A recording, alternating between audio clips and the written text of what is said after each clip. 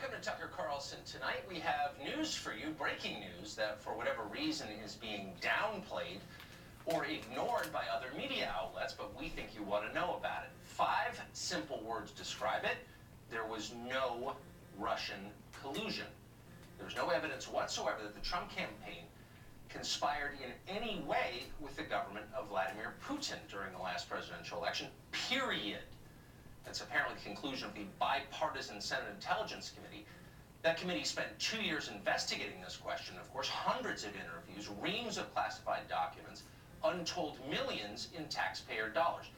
No collusion at all. That is what we are hearing tonight they have found. Now, if you've been following this story at all, and of course you have been, you will not be surprised by this. No Russian collusion is a lot like moon landing actually happened, or abominable snowman was probably a long-haired mountain goat. You knew that already because you're not an idiot. But if so, compare your mental acuity to that of prominent political figures here in Washington. Next time you feel dumb, watch this tape. I think there's plenty of evidence of collusion or conspiracy in plain sight. Trump has the Kremlin clan surrounding him. There's more to be learned about it. I believe there's been collusion. It's starting to smell more and more like collusion. We saw cold, hard evidence of the Trump campaign, indeed the Trump family, eagerly intending to collude, possibly, with Russia. Smells like collusion. Plenty of evidence of collusion. Hard evidence of collusion. In the end, it was all fake. And they knew that. They knew it wasn't real. They were lying from the very first day.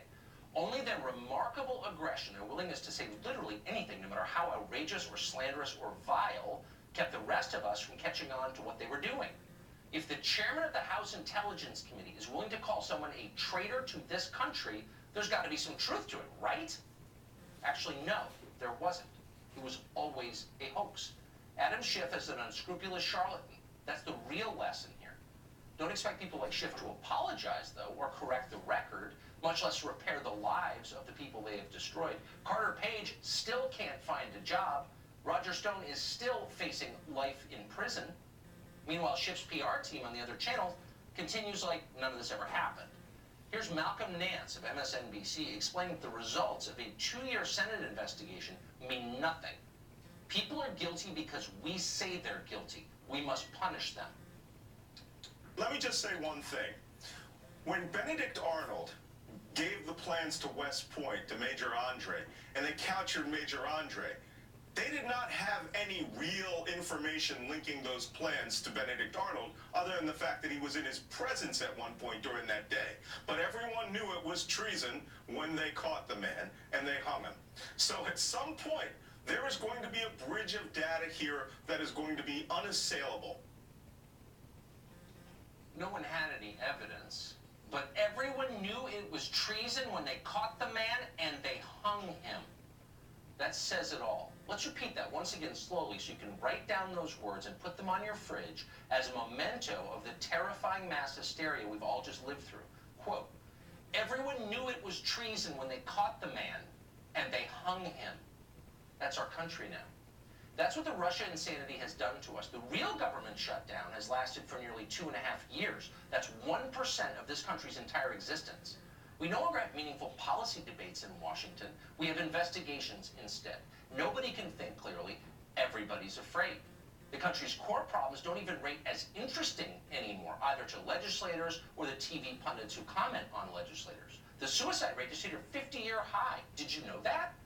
We're in the middle of the worst drug epidemic in the history of America, including the one after the Civil War and the heroin epidemic of the 70s and the crack epidemic of the 80s. This is way worse. And it's one of the reasons the life expectancy in many parts of the country is dropping. This is starting to look like Boris Yeltsin's Russia. And yet nobody in Washington even notices. All Adam Schiff and the rest of the wild-eyed morons can think about is Vladimir Putin, collusion, our hacked democracy, and all the other mindless slogans they've repeated long enough to half believe.